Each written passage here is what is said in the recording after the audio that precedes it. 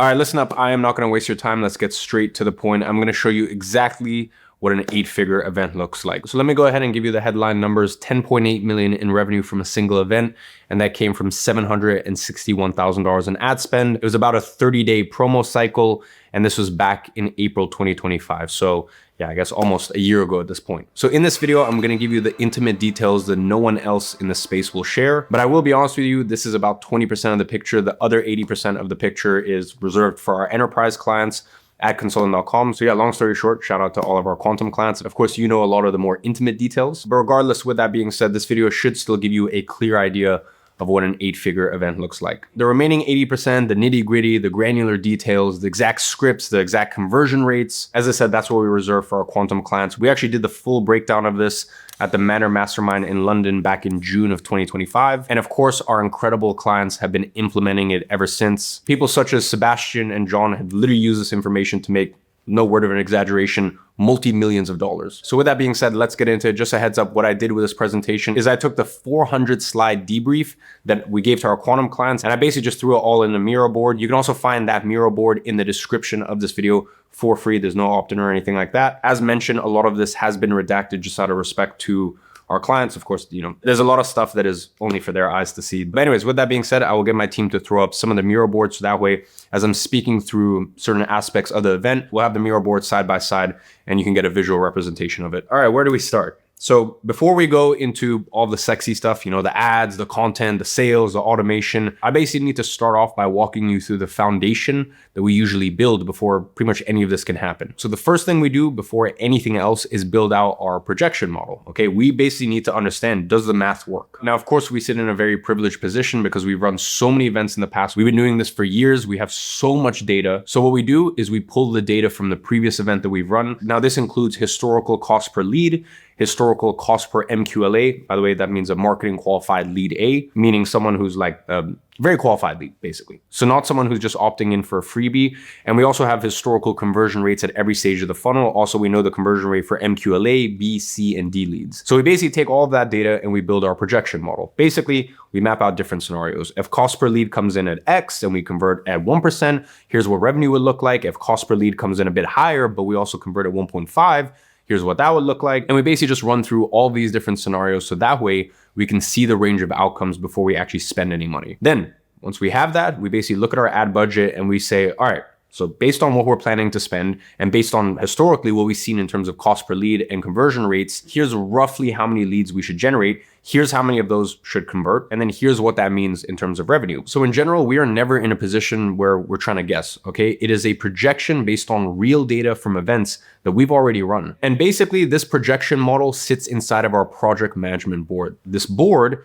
is basically the central hub for the entire event. So every single task lives in there, every subtask lives in there, and then every single task has an owner assigned to it, a deadline, a status, and then like any other notes that we might need. So when you're trying to coordinate content teams, marketing teams, sales teams, product teams, developers, we have all of these things, you know, all these different pieces working simultaneously. Well, in that case, you need one centralized hub where everyone can see what needs to happen, who's responsible for what, and also when it's due. Because without that, things get lost in Slack, then there's like random Google Docs, and people start missing deadlines because they didn't know something was their responsibility. So yeah, the principle is a non-negotiable for us. Know your numbers before you spend $1. I'll be honest, for this specific event, it wasn't like the craziest ad spend, but nonetheless, $750,000 isn't a negligible amount. So once we had our projections locked in and we knew that the math worked, we then moved on to the event narratives. This is basically where we decide what story we're telling across the entire event. Before we create anything, we need to get clear on the fundamentals.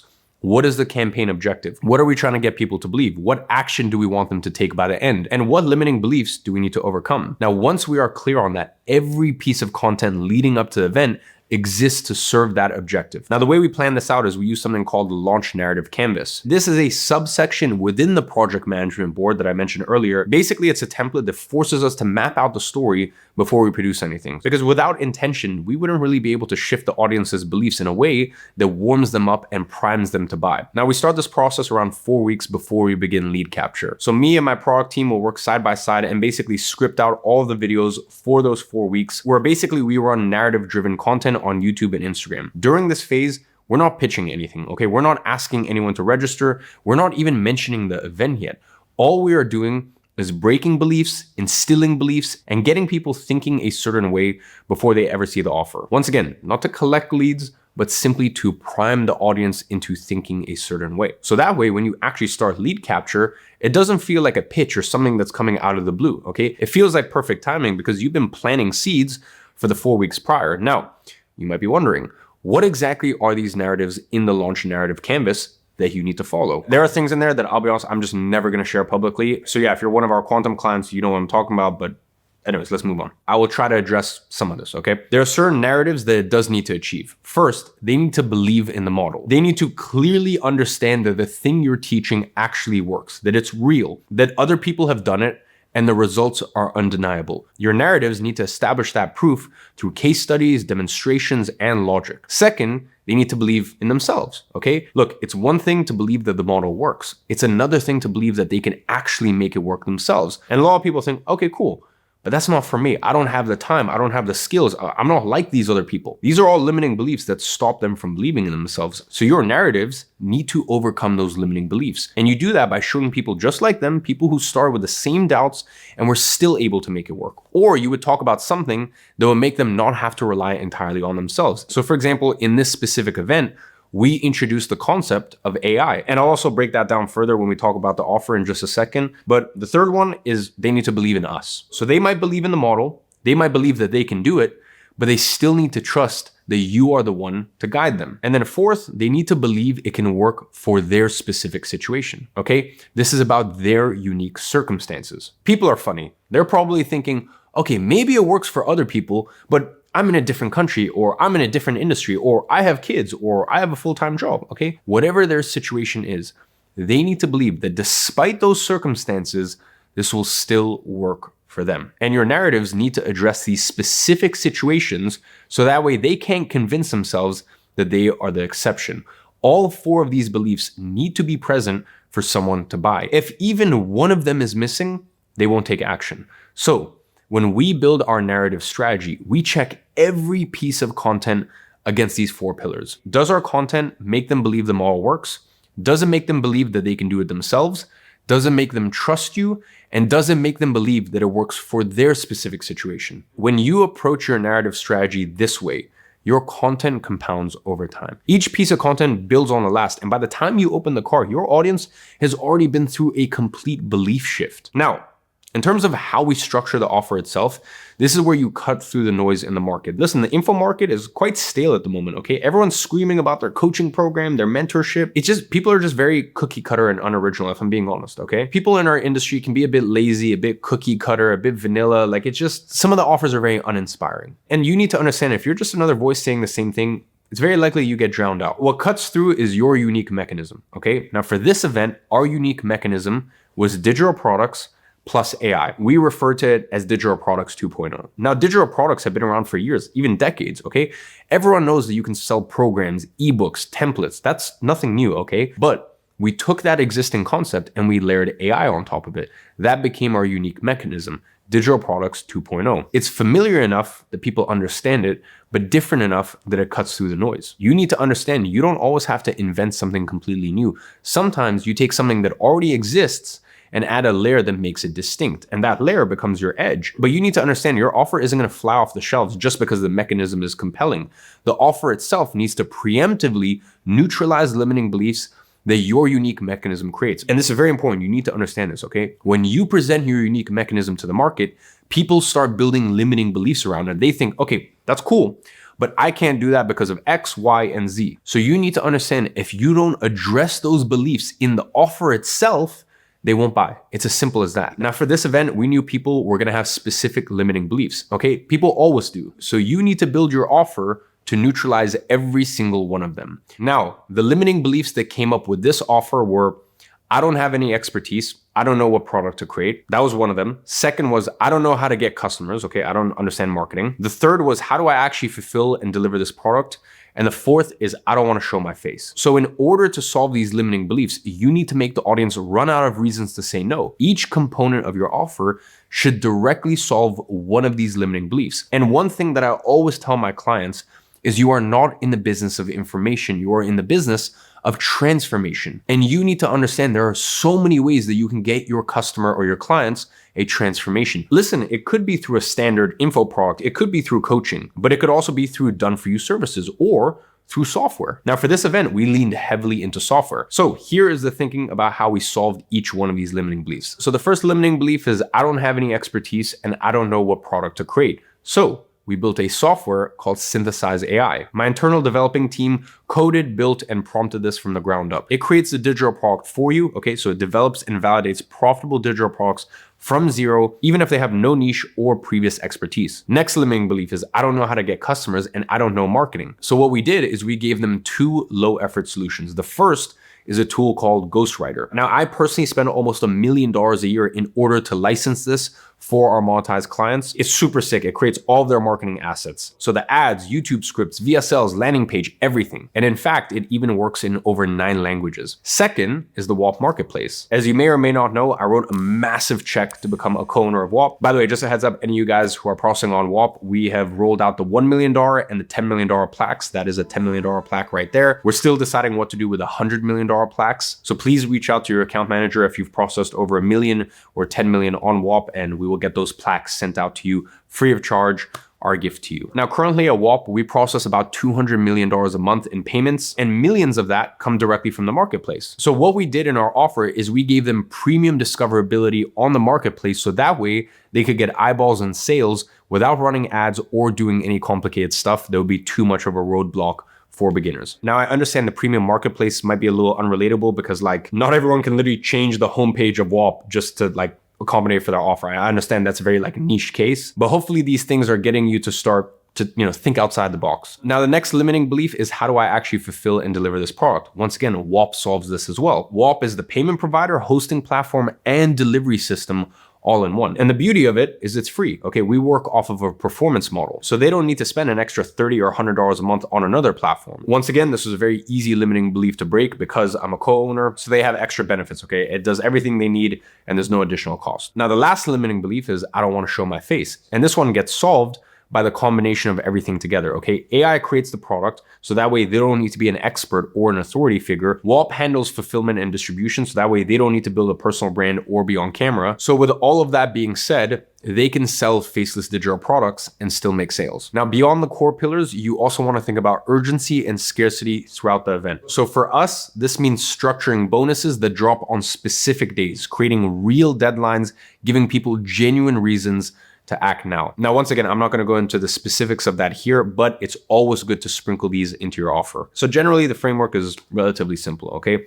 You want to identify the limiting beliefs that your unique mechanism causes, and then you want to build solutions. For us, ideally, it's software or tools, and these will directly remove those obstacles, okay? Remember, we are in the business of transformation, not information. And when you do this, the prospect has literally no reason to say no, okay? So then we move on to capturing leads, okay? Lead capture phase. Now, we generated over 170,000 registrations organically before spending a single dollar on ads. Now, that came from YouTube, trailers, Instagram, as well as our pre-existing list. Then we added paid on top. We spent $761,000 on lead capture. Now, I'll be honest, we only spent $761K because we had a lot of things working against us. Look, I've been in this industry almost 10 years. So every single month, every single year, we are learning, we are iterating, we are improving, we're strengthening our deep ties and connections. We're gaining more competitive advantages. So I'm not going to say too much more about that. And because during this event process, we had a lot of ups and downs in terms of the lead capture process, so we actually weren't able to spend as much money as we would have liked to. As I said, we spent about $750K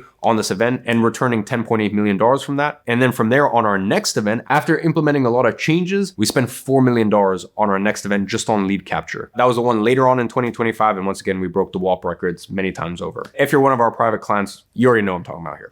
Anyways, getting back to the topic, in terms of our paid strategy, we don't really optimize for volume. We optimize for what we call lead A's, okay? These are the highest quality leads based on survey responses. So everyone who registers goes through a survey, we score it, we feed that data back into our ad platforms, and we optimize specifically to the people who are most likely to buy. Now, after the survey, before they get access to the WhatsApp group, we also have some upsells in place. Now, in this specific case, those upsells recovered 59% of our ad spend before the event even started. So our actual out-of-pocket cost was $311,000, not $761,000. All right, moving on. Now let's talk about what actually happens after someone clicks on our ad or sees one of our organic piece of content. Now, overall, we tested 11 different landing pages, 6 different designs, and 5 different headlines just for the main page. We are constantly running variations against each other because what we think looks good doesn't matter, okay? What converts is what matters. And you only find that out through testing. So the whole point of this funnel flow is actually threefold. First is obviously to capture registrants. Second is to get lead scoring done. As I said earlier, this is basically how we identify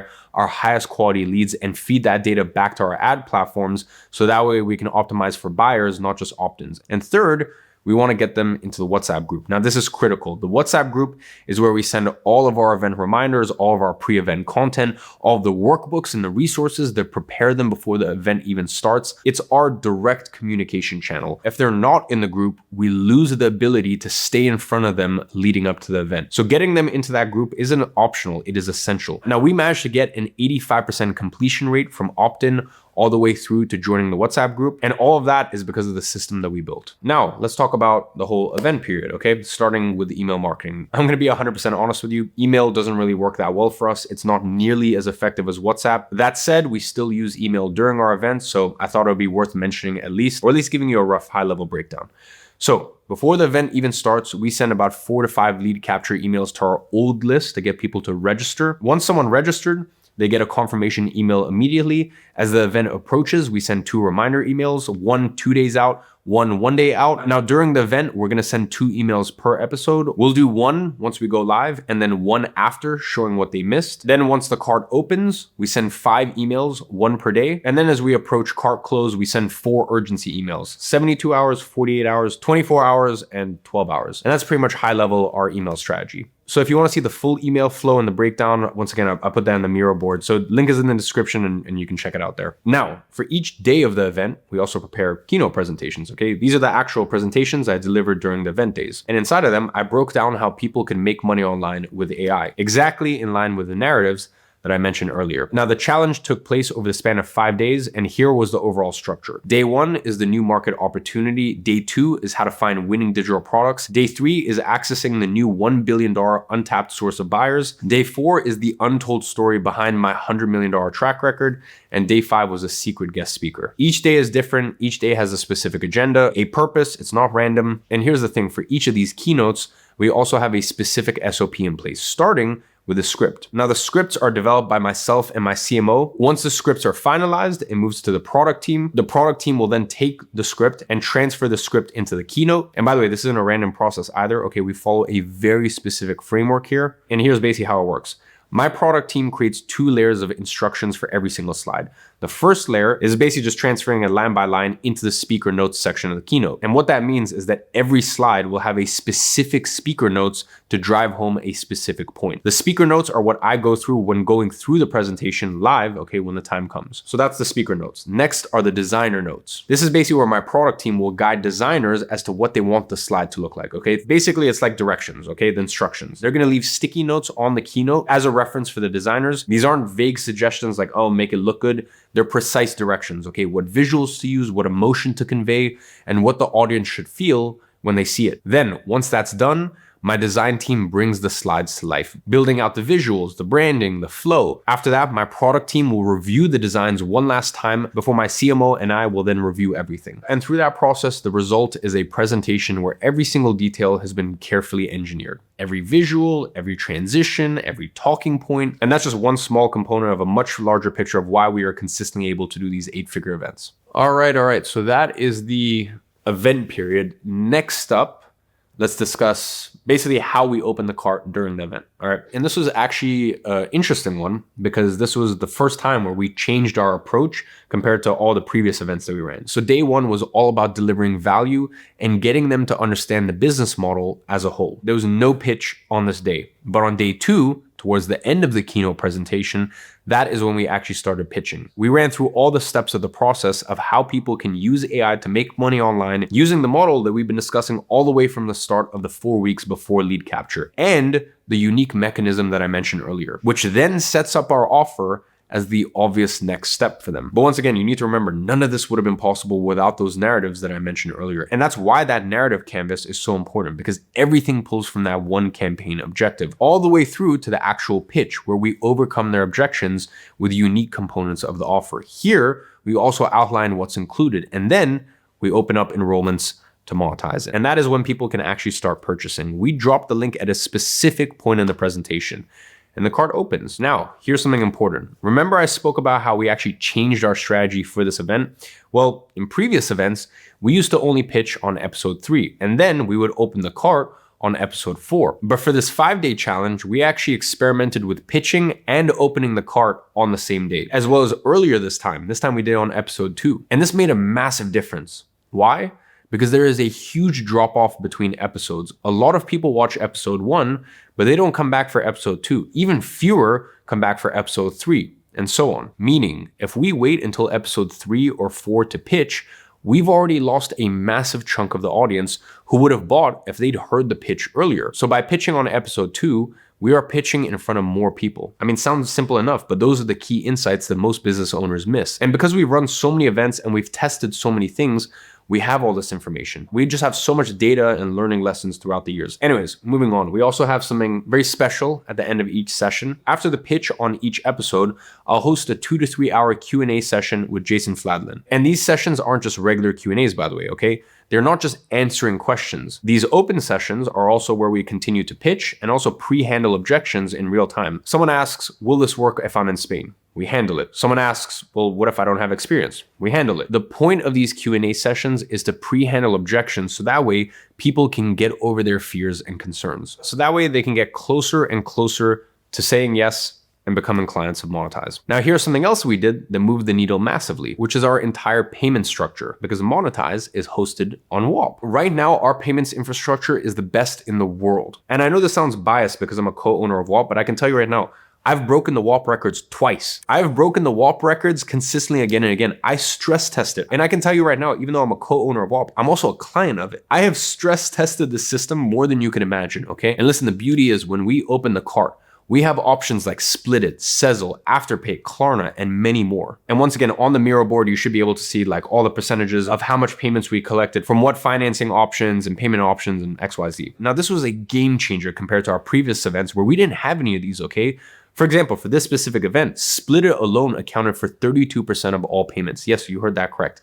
32%. You see, most people think payment plans are just about monthly installments. But when you can offer your customers flexible payment options like Split It, you lower the barrier to entry without extending the payment timeline for months. So that was the first time that we really had serious financing options, and it was a game changer. Now, on top of all the stuff that's happening, I also have my sales team handling all of the cart abandonments during the event. And this is such an effective strategy, okay? Now, during this challenge, my sales team brought in over 7 figures during the event. But the key to making all of this work is preparation, okay? Most companies think that the sales team job starts when the cart opens. And I can tell you right now that could not be further from the truth. The truth is, the real work starts way before the event even begins. It all starts with setting clear targets before the event for each sales rep. Now, for us, we refer to as BAM and reach. BAM stands for bare ass minimum. Now, for this event, it was $120,000 collected in that week per rep. Reach is the stretch goal. For this event, it was $200,000 per rep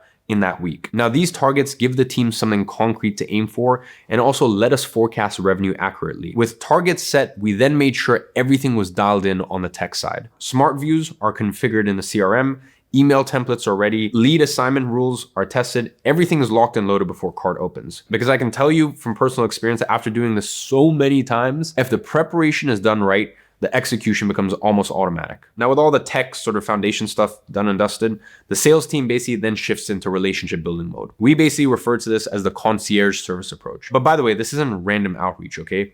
The sales team focuses on our best leads. Remember how we used lead scoring earlier, okay? We've got lead A, B, C, and D. Lead A and Bs, marketing hands those off to the sales team, and then the sales team starts hitting them up. All of our processes are interconnected, okay? Each team coordinates with each other for maximum efficiency. And by the way, the reason this concierge system is so powerful is because, of course, these are the leads that are the most likely to buy. So the sales team will then reach out before the event even starts with some simple messages. Hey, I just wanted to introduce myself. I'm gonna be your point of contact for this event. event. If you need anything, let me know. A simple message like that, that's it, very low pressure. So we like to do this relationship building before the event even starts and before we even make a sale. And on top of that, we will also use a dual channel approach. So the sales team is going to contact each lead via email and WhatsApp at the same time. If one doesn't go through, the other one does. Then once the event starts, the cart opens, the sales team enters their highest leverage phase, and that is cart abandonment. So here's what happens. Someone clicks the buy button, they enter their name and email and continue to check out. Now, the moment they submit that form, a webhook fires and that sends that information into our CRM. And then a round robin system assigns the lead to a sales rep in real time, but only to reps who are clocked in and active at that time. The lead is going to show up in the rep's dashboard and their job is to reach out immediately. Something simple along the lines of, hey, I saw you were trying to check out. Are you having any issues? These are the hottest leads. They are literally trying to buy. They are in buying state. And the sales team has leverage here, okay? They can offer something special to these cart abandonment leads. For example, we had a limited fast track offer during the live event, and the sales team has permission to say, I can guarantee you one of these seats, even if it is sold out. We have seats set aside for people who are having technical issues. And I think on this event, that strategy led to like 14% in sales or 14% of the sales. Anyways, when cart abandonment slows down, the team then moves on to the other sources, okay? Their job is simple. Keep their dashboard at 0. Always work on the hottest leads first. Now, let's talk about what actually keeps the team motivated and performing at this level. We have a live leaderboard during the event, so everyone can see individual performances in real time. If someone at the top has done 10x what someone at the bottom has done, it creates healthy competition. But here is the key. The whole team shares the commission pool. Over time, we've realized that for these events, it's collaborative and it's not toxic. Everyone helps each other win, okay? It's a team game, and this creates the perfect environment for the sales team to thrive in these super intense launch weeks. They also have their own internal Slack channel called Ring the Bell, where reps get notified every time they close a deal. This creates momentum and keeps morale high throughout the event. And this is something that most business owners overlook. They're so focused on the money that they forget that their team needs the right conditions, the right environment. They need to be able to perform at the highest level. Finally, we built infrastructure to ensure that we never miss an opportunity. The sales team keeps a Zoom room open 24/7 the entire week. To take things even further, we split coverage between American and European time zones. So there's always someone who's actively working on leads because speed matters here, okay? Especially when you're reaching out to hot leads who have just come across your checkout page. If someone is trying to buy and they hit a technical issue, you solve it fast or you lose the deal. It's simple as that. So your team needs to move fast. And there we go. So I think generally I've covered most points here. Once again, you can take a look at that mirror board if you want to. I know that was a lot to cover, and if I'm being entirely honest, there's actually a lot more to it. Way more than I could ever cover in a single YouTube video. So with that being said, let me recap the top line numbers. Total revenue was $10.8 million. Total ad spend was $761,000. Our net cost on lead capture phase, aka like how much money we lost in order to get these leads, because once again, we had cheap front end offers. That was $311,000. The sales team contributed well over 7 figures. In the process, we broke every single WAP record. We broke the 1 hour, the 24 hour, the 7-day, and the 30-day WAP record. And there we go. There we have it. That is an 8-figure event in a nutshell. Now, as I said, there's so much more that I can never share publicly. I'm talking about the exact WhatsApp messages, the specific revenue numbers for each upsell, the conversion rate at every stage of the funnel, the full sales team playbook with word-for-word objection handling, and most importantly, learning lessons. We've been doing this so many times, but every single time we find 2 or 3 things that we take into the next event, which is how we keep breaking records year after year after year after year. And I'll be very honest with you, a lot of times it breaks my heart because I see so many people in our space who replicate what we try to do without having the full context or the full picture. Like they'll see the high level strategy, but they don't know everything behind the surface. They don't know the true method to the madness. And I'll be honest, I see so many events that should be 5 or 10 or $15 million events or launches that barely scrape $1 million. And part of me is always like, why did you not just come to us as a client? Like I showed you earlier, there's clients of ours that implement what we say and literally make like millions and millions and millions of dollars from it. And by the way, these are clients with small audiences. So I see so many people out there and I don't know, like I've been in this industry for 10 years. I've committed my entire life to it. Me and the rest of the team, we genuinely from the bottom of my heart, take our job and take our work so seriously. And for me, it's genuinely such a joy to work with our quantum clients. helping them through this entire process and every other part that comes with, you know, being in this weird, wacky industry that we all operate in. Anyways, our quantum clients saw this entire presentation last summer at our UK mastermind. They've already implemented the lessons. They've seen insane results. And listen, if you would like to become one of our private quantum clients, there's a link in the description to apply to become one of our clients. In fact, coming up very shortly, we have our Dubai mastermind. I think we have a few spots left for that. 3 times a year, we'll spend anywhere from like $250 all the way up to $400,000 to book out the best locations in the world. Every single room, every single suite, the entire place is our playground. We have crazy activities, crazy presentations, and every single time we have an in-person quantum mastermind, we share the results and the learning lessons of our event. So if you happen to be interested in that, even if you can't make the event, even if you just want to join quantum as a whole, feel free to apply below. Also down below will be a link to the Miro board. Hopefully that is of use to you. And yeah, with that being said, I'll speak to you soon.